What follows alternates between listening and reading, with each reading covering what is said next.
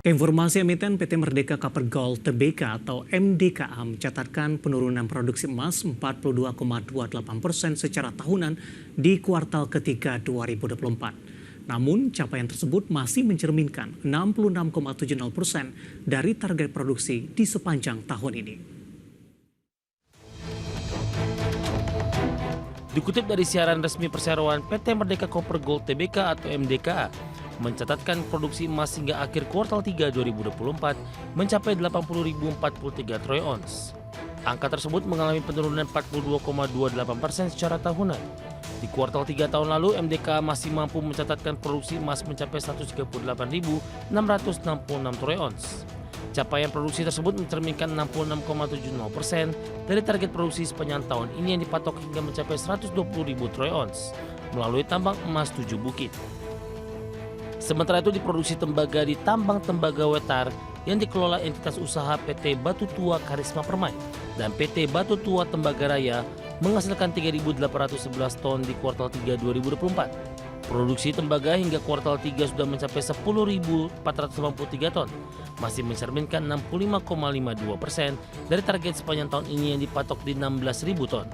Di sektor nikel, perseroan memperlihatkan pencapaian signifikan melalui Merdeka Battery Materials atau MBMA.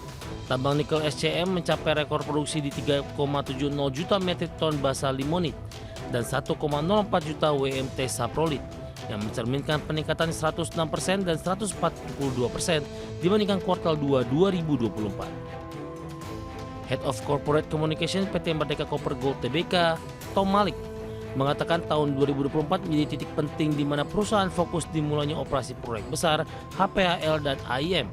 Setelah sebelumnya memantapkan fondasi di sektor nikel yang kini menjadi kontributor signifikan dalam portofolio bisnis perusahaan.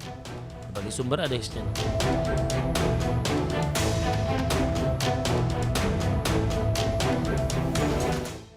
Dan secara teknikal pemirsa saham ini, hari ini masuk kami saham MDKA lebih cenderung mengalami tekanan seiring juga dengan pelemahan indeks harga saham gabungan. Langsung saja kita ke grafis yang pertama, kita akan coba lihat bagaimana pergerakan intraday-nya di sepanjang perdagangan hari ini. Dibuka di sesi pertama pada pagi tadi di level Rp2.250 per sahamnya, kemudian saham MDKA sempat mengalami penguatan beberapa menit pasca pembukaan di Rp2.260 per saham. Pada pukul 10 lewat 10 menit saham MDKA langsung mengalami koreksi yang cukup dalam hingga meninggalkan level 2.200-an tepatnya di 2.170. Di penutupan sesi pertama balik ke 2.200-an dan level yang sama di pembukaan sesi kedua. Saya akan coba sampaikan update pergerakan MDKA sampai sejauh ini di 2.200 pemirsa. Masih bergerak di level yang sama, melemah di 1,79%.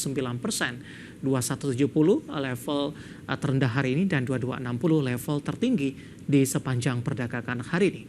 Kita beralih ke grafis selanjutnya, pergerakan saham MDKA di beberapa bulan terakhir. Ke grafis selanjutnya pemirsa, pergerakan saham MDKA di 28 Mei masih diperdagangkan di atas level 2.900-an. Kemudian di 3 Juni lebih cenderung tertekan hingga ke 2.370. Awal Oktober mencoba untuk bangkit kembali, namun di perdagangan hari ini kembali ke tertekan ke 2.170-an maksud kami, 2.170-an dan tampaknya merupakan intraday terendah dalam beberapa bulan terakhir. Nah, bagaimana dari sisi valuasi?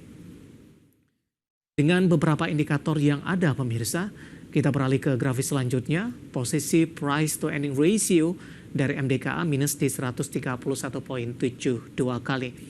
PSR-nya di kisaran 1,50 kali, sementara PBV di kisaran 3,41 kali, dan PCFR di 131,72 kali.